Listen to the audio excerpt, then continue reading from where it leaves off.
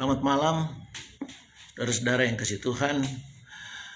Selamat berjumpa lagi dalam acara Naikol GPIB. Saya Pendeta Christian Freddy Oro, Pendeta Emeritus GPIB. Sebelum kita baca firman Tuhan, mari kita berdoa. Bapa, dalam nama Yesus, Tuhan dan perantara kami, saatnya bagi kami untuk berdiam diri sejenak dan membuka hati pikiran kami untuk mendengar, menerima sabda-Mu. Menyadari ketakberdayaan kami, kekurangan kelemahan kami, demikian juga hamba-Mu, kami mohon urapan Roh-Mu yang kudus bagi kami. Untuk membuka hati pikiran kami, untuk membuat kami mengerti dan punya kuasa Allah untuk memberlakukan firman Allah dalam hidup beriman kami. Kami berdoa dalam nama Yesus.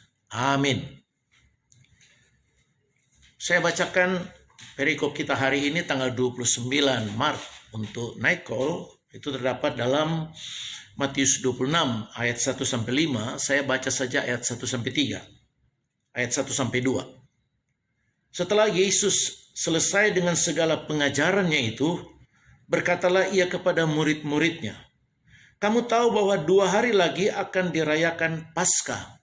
Maka anak manusia, the Son of Man, akan diserahkan untuk disalibkan." Perikop itu oleh yang mencetak, menerjemahkan, diberi judul pemberitahuan keempat tentang penderitaan Yesus. Menjadi menarik bahwa catatan Matius, Markus, Lukas tentang pemberitahuan Yesus menyangkut penderitaannya, menyangkut salib yang sudah di depan mata itu dicatat berulang-ulang. Lukas, Markus setidaknya 3 kali dan Matius malah 4 kali. Yesus berbicara tentang perjalanannya menuju ke salib. Pertanyaannya adalah, mengapa Yesus harus berkali-kali menyampaikan jalan salibnya itu, Via Dolorosa itu? Ya, mari kita perhatikan beberapa hal ini. Yang pertama, mengawali perjalanan pelayanan Yesus setelah baptisan Yohanes. Yesus dibawa oleh Roh ke padang gurun untuk mengalami pencobaan. Dan setelah itu baru tampil di Galilea dan memulai pelayanan. Nah, masalah pencobaan itu menarik karena Matius pasal 4 itu ayat 1-11 mencatat ada 3 jenis pencobaan. Kita sudah tahu itu, batu jadi roti, jatuhkan dirimu dari hubungan bait Allah, dan yang terakhir, kalau engkau menyembah aku, kata iblis kepada Yesus, maka aku akan memberikan seluruh kerajaan di dunia ini kepadamu. Kata orang, kalau ada jalan yang mudah, ngapain cari yang susah? Kalau ada jalan pintas, ngapain harus berputar-putar untuk mencapai tujuan? Kalau dengan menyembah iblis, Yesus menjadi penguasa atas dunia ini, ngapain harus menuju ke Getsemani, kemudian ke Yerusalem, lalu akhirnya di Bukit Kalvari. Dan kita tahu ending dari pencobaan itu. Pencobaan yang ketiga, direspon Yesus dengan kata yang agak berbeda dengan pencobaan pertama kedua, selalu ada tertulis, ada tertulis. Yang ketiga dia bilang, langsung tidak bilang ada tertulis, tapi enyahlah iblis. Sebab ada tertulis, bahwa hanya kepada Allah saja engkau menyembah. Dan setelah itu selesai. Tapi apa betul selesai? Tidak. Kalau face to face, kalau head to head dengan Yesus, nampak jelas iblis tak berdaya. Dalam Matius pasal 16 yang diberi judul pemberitahuan pertama tentang penderitaan Yesus, iblis menggunakan orang dekat Yesus, orang kepercayaan, untuk mencegah Yesus menuju ke salib. Dan dia adalah Petrus. Dari ayat 21 dan seterusnya, setelah Yesus memberitahukan jalannya penderitaan ini, pemberitahuan pertama, Petrus tarik Yesus ke samping dan malah menegur Yesus. Ini Petrus ini luar biasa. Dan dia katakan, sekali-kali itu tidak akan terjadi. Apa kata Yesus? Enyahlah iblis, engkau batu sandungan bagiku. Sebab engkau bukan memikirkan apa yang Allah pikirkan, tapi apa yang manusia pikirkan. Itu jawaban tegas Yesus kepada Petrus yang arah pikirannya, rancangannya sudah paralel dengan kehendak iblis. Supaya tidak ada korban di kayu salib.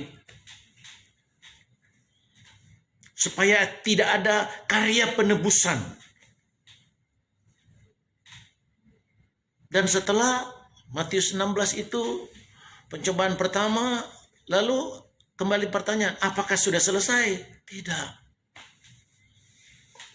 Puncak dari godaan, cobaan, pergumulan yang besar dalam rentetan perjalanan Yesus menuju ke salib adalah Getsemani. Di Taman Getsemani, ketika Yesus menjaga jarak dengan murid-muridnya dan berdoa sendiri di sana, ia mengalami, he was overcome by fear. Ia dikuasai oleh ketakutan yang luar biasa. Yesus sungguh-sungguh, the word became flesh. Firman yang menjadi daging. Sungguh-sungguh, the real man, manusia, sama seperti saudara, sama seperti saya. Dia mengalami ketakutan karena bayang-bayang salib sudah di depan mata. Dan dia harus sendiri menghadapi itu. Murid-murid tak sanggup, tertidur semua mereka. Dan dalam ketakutan itu, malaikat harus datang untuk menguatkan dia. Karena keringatnya sudah seperti darah yang menetes. Tapi apa yang terjadi di situ? Apakah Yesus langsung pada akhirnya memutuskan jalan pendek, jalan yang enak? Tidak. Bapa, bukan kehendakku, kehendakmu lah yang jadi. Ini yang kita sebut dengan satu kata yang sering kita omong-omong dalam pergaulan, dalam menilai seseorang. Yesus adalah pribadi yang konsisten. Tidak berubah. Sekali sudah memutuskan jalan hidupnya harus ke salib, gelombang badai apapun yang menerpa dia, halangan dan hambatan apapun yang menghalangi dia, dia terobos, dia lewati. Itu sebabnya ketika di atas kayu salib, seruan nyaringnya berkata, "It is finished." Sudah selesai. Itulah aspek konsistensi Yesus. Yesus menunjukkan konsistensi pada misinya dengan cara mentaati apa kehendak Bapa dari awal sampai akhir. Lawan dari konsistensi adalah inkonsistensi. Dalam praktek hidup hari-hari sering kita alami begini. Kalau kita menghadapi banyak pergumulan hidup, entah itu sakit penyakit, entah itu masalah ekonomi, masalah pergumulan keluarga, pekerjaan, dan sebagainya, seringkali kita sebagai warga gereja mengalami apa yang disebut degradasi spiritual. Kita menjadi lemah. Tadinya bersemangat, lalu turun. Dan mulai tidak nampak dalam aktivitas persekutuan. Terlebih lagi pelayanan. Di kitab Ibrani penulis Ibrani mengatakan, jangan menjauhkan diri dari pertemuan-pertemuan ibadah seperti yang dilakukan oleh orang-orang yang tidak mengenal Allah. Tapi hendaklah kita makin giat menjelang waktu yang semakin dekat. Semakin giat. Tapi usaha semakin giat itu kan dilakukan dan harus dilakukan di tengah-tengah kehidupan yang tidak bebas dari masalah. Orang Amerika bilang, where there is a life, there is a problem. Di mana ada hidup, di situ ada persoalan. Tidak percuma simbol PGI itu kapal atau perahu besar di atas air, ya. Tidak ada air yang tenang terus. Entah dia riak-riak kecil, entah dia gelombang besar, tergantung airnya ada di mana, di laut atau di danau. Tapi entah dia besar, entah kecil, ada goyangan di situ. Itulah hidup. Itu akan kita hadapi. Suka tidak suka itu dapat datang. Kadang-kadang kita baru lolos dari satu masalah, datang masalah lain. Dan ketika masalah itu datang menghimpit kita, kita jatuh pada penyakit inkonsisten. Jadi, ya berubah gitu kan. Ketika diteguhkan, kita dengan semangat, ya dengan segenap hati. Entah sebagai diaken, sebagai penatua, sebagai pendeta, sebagai warga sidik. Tapi setelah sekian waktu datang masalah silih berganti, kita mulai ya itu degradasi spiritual dan mulai kehilangan semangat bersekutu, kehilangan semangat melayani, lalu mulai menciptakan berbagai argumentasi sebagai cara untuk menjustifikasi kekurangan kita demi menghindari tanggung jawab.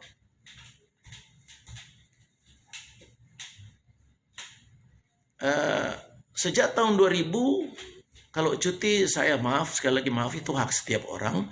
Saya tidak kemana-mana keluar Indonesia, tapi saya pakai melayani ke berbagai daerah. Sejak tahun 2000 masih di Bukit Zaitun, Makassar.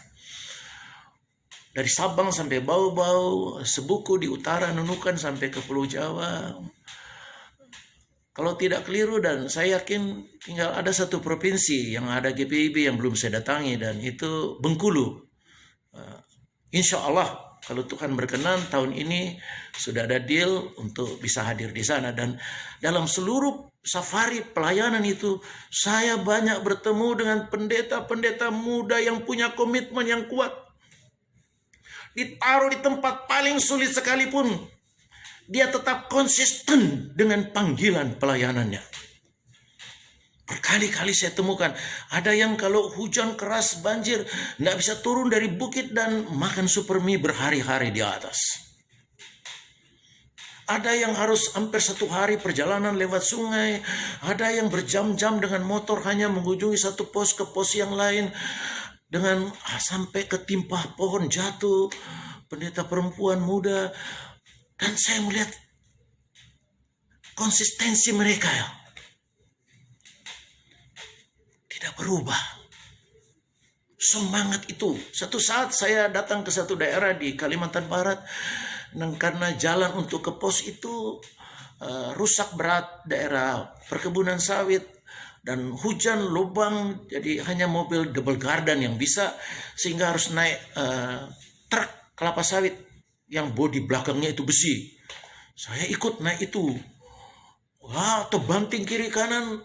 Saya sudah pegang keras bodinya supaya saya tidak terbentur karena besi. Saya lihat di belakang pendeta-pendeta muda perempuan cuma bersandar dan tertawa-tertawa. Saya bilang luar biasa mereka. Saya berharap konsistensi ini mereka jaga, tetap pelihara. Kenapa? Karena kadang-kadang kita kalau sudah taruh di kota besar, ketika mencoba dipindahkan oleh pimpinan ke daerah pinggiran, ke daerah yang dianggap bukan daerah basah, kalau kota besar dianggap basah, lalu kita mulai ya uring-uringan, lalu ada yang ngambek, ada yang kasakusuk ke atas supaya ya sudah janganlah, dengan berbagai alasan karena biaya anak sekolah, biaya kuliah, kondisi kesehatan, jadi harus dokter di kota besar. Itu sangat manusiawi. Tapi kita pernah berkomitmen bersedia ditempatkan di mana saja.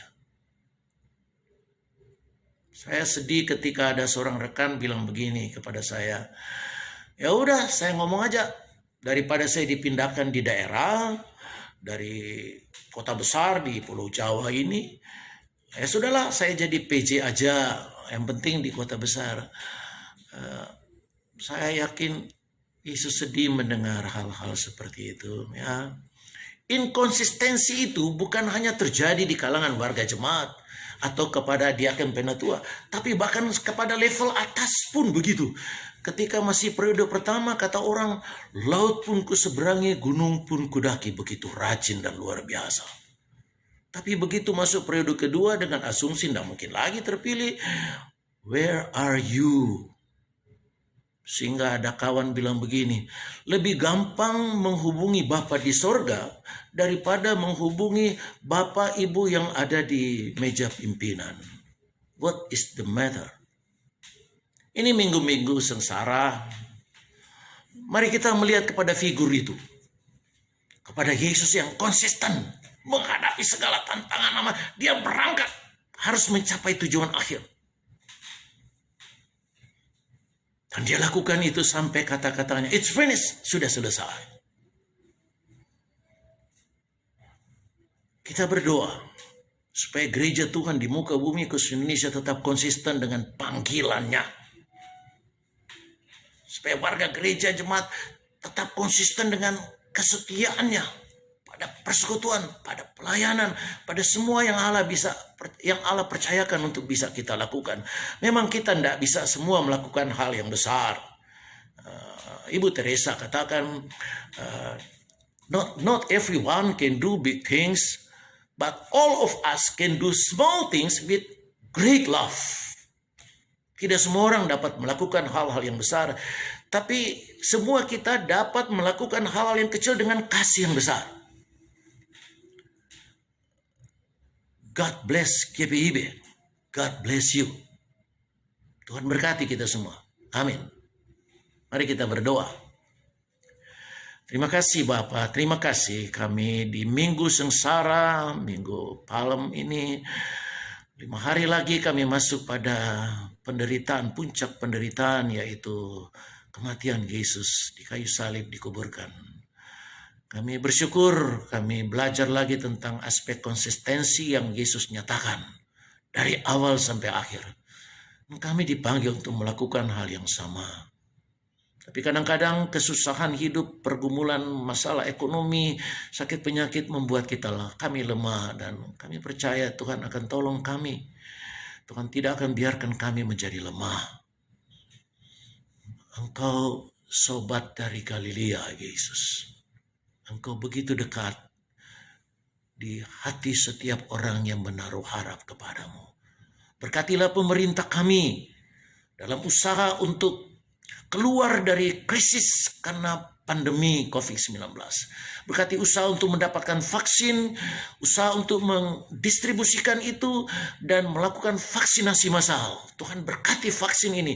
Itu tidak sempurna, tapi di tangan Tuhan itu menjadi efektif. Engkau berkati 5 ketul roti 2 ikan yang sedikit bisa efektif di tanganmu memberi makan ribuan orang.